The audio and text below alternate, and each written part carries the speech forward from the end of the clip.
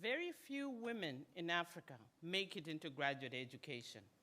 In Zimbabwe, a country of 15 million people, only 16 women graduated with a PhD in 2018 from Zimbabwean universities. You can literally say that is 1 in a million. I am a female graduate student from Zimbabwe, one of the few who has made it into graduate education outside of Zimbabwe. I've worked hard to be here, and every woman should be given an opportunity for graduate education in and outside of the global south, formerly known as the developing nations. This is rare because we encounter more challenges than our male counterparts. The biggest challenge that African female students face is access to essential hidden curriculum for graduate education that Global North students have to support them in and through graduate education. The hidden curriculum is the unwritten rules, the unspoken expectations, the unofficial values, behaviors, and norms necessary for education. Some of the hidden curriculum items are access to peers, to resources, to psychological and professional support. Some of these problems that we define as huge are actually very solvable. And as members of the higher education community, we can be part of the solution. It is a matter of bringing those who have education and resources and those who don't together.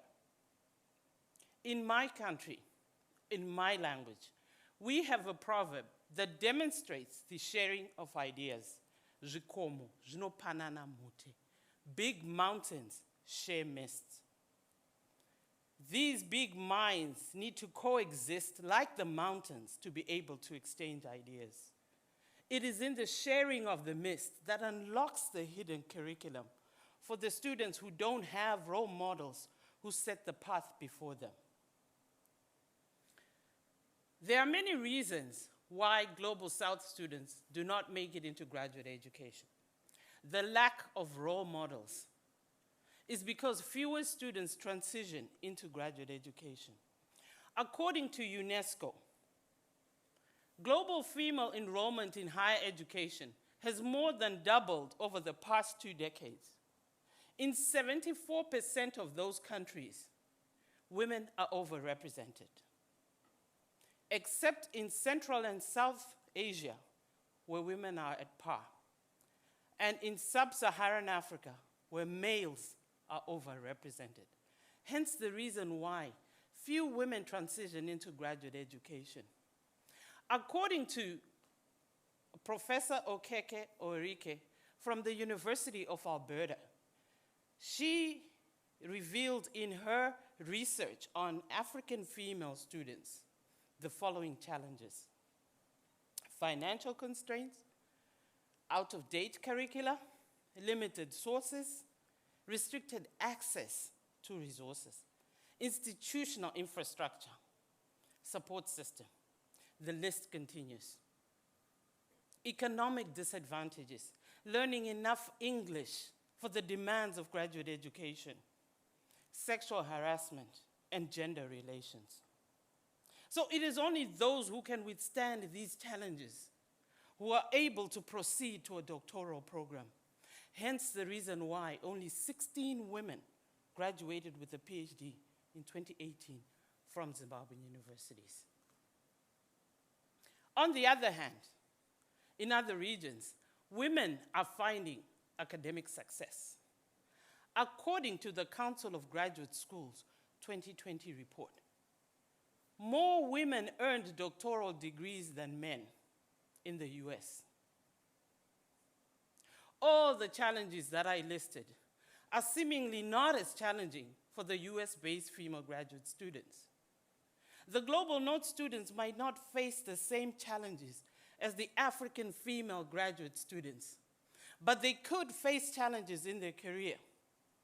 A key life skill necessary in today's world is intercultural communication. The world has become globalized, and it requires one to be able to communicate across cultures. In global South countries like the US, communities have become more diversified, and this has heightened issues of inequality, bias, and intercultural communication. One of the ways that the US is actually trying to address this is tasking universities to produce global caring citizens. Global caring citizens are those who can communicate across cultures, across languages, and across boundaries.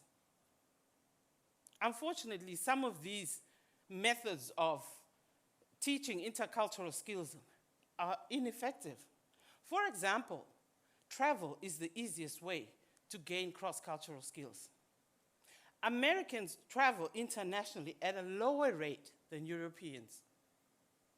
Study abroad programs in university, a known method of transferring intercultural skills, is beyond the reach of many students. Research has also revealed that it's actually causing harm, therefore rendering it ineffective to transfer intercultural skills. In order to meet the needs of all the global citizens, the global South and the global North need to come together in a community and share MIST. It is in the sharing of the MIST that unlocks the hidden curriculum. The global North has the hidden curriculum. They can do a research. They can present a paper. They can even do something like a TEDx talk. The global South does not have the hidden curriculum. This is because they face so many challenges, and these challenges arise because they are first-generation students. As a first-generation student myself, I did not have the hidden curriculum because my father and my mother did not have the opportunity for education. I needed help to learn the hidden curriculum. My first instinct was to the Global South students. Eventually, I extended my trust to the Global North students. Before long, I had built a community of global peers who helped me present my ideas in ways that funders could understand, who supported me during my master's program at the Heller School of Social Policy and Management. When I handed in my master's paper, the program administration said to me, "This is PhD quality, and if you apply for a PhD program, you will be admitted." Those words continued to ring in my ears, and it motivated me to apply for a PhD program. And today, I am a doctoral student because of their support. My global community has expanded to include professors who are now helping me to learn the hidden curriculum at the PhD level. When we share the MIST, we share the resources. Global South students can learn the hidden curriculum when they belong to a community. But not all Global South students can come to the Global North like I did. And not all Global North students can interact and understand Global South students. There is limited funding for Global South students to come to the Global North. The challenges they face to advance their degrees continues when you compare them to their male counterparts. Females who remain in the Global South need our help. We need to share the hidden curriculum. We need to build a community of female global scholars who will learn the hidden curriculum and support these students as they stay in graduate education. Because without the support of this community, they cannot transition to graduate education. This community can be built by members of the higher education community and female graduate students.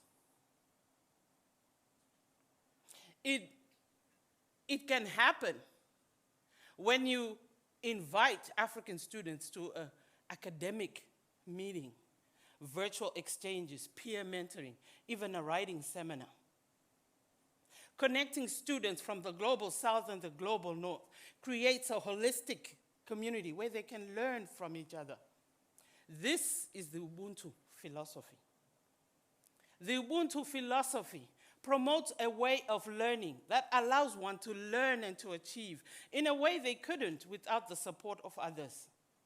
The famous translation of Ubuntu is, I am because we are. We are because I am. In my understanding, it means I'm not independent. I am interdependent. I grew up on this type of learning, and it has helped me achieve what I could not without the support of others. Female graduate students in Africa are members of the global female graduate students. As interdependent members of this community, they can tackle the challenges together. But we cannot build this community out of thin air.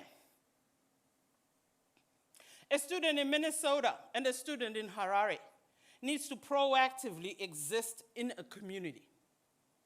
Technology has made it easier than ever before today.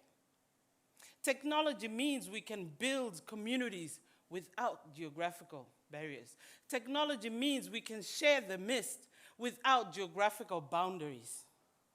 A global community of female students made up of students from across the world is possible. In her lecture on how to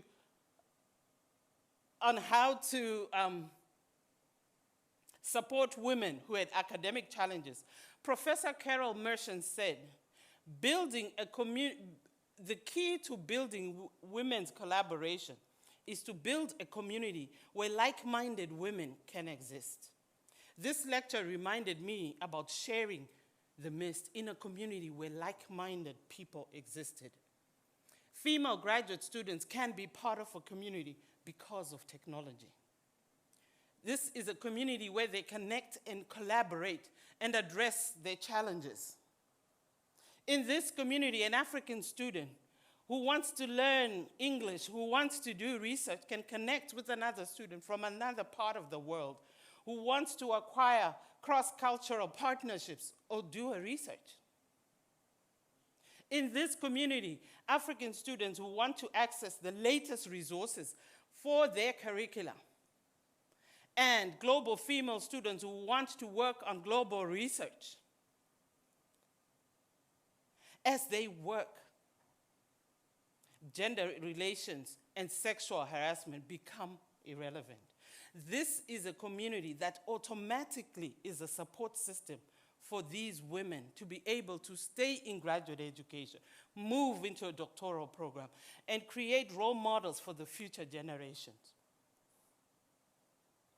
According to the World Bank and United Nations, women are the primary drivers of long-term development.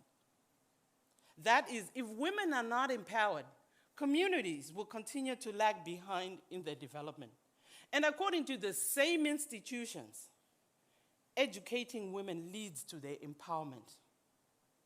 Now, due to advised allocations by the International Monetary Fund and other development partners, more money is being funneled into primary education instead of tertiary education. Now, traditionally, higher education has been known to secure increased social mobility. Now, graduate education in particular is linked to economic growth, intergenerational social, economic, and increased social mobility. Africa is one of the highest female populations, and it is lagging behind other regions in progressing towards gender-equal societies. And this lag can be corrected by bringing women to the table.